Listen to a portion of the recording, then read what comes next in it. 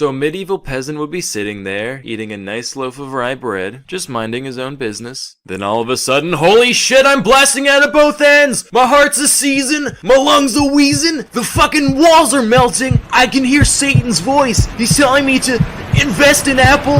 What does that mean? Why does he want me to buy apples? This would go on for like a day, sometimes their fingers and toes would fall off, but then they'd be alright. Unless they weren't. Moral of the story, kids, don't eat strange bread. You could trip balls and die.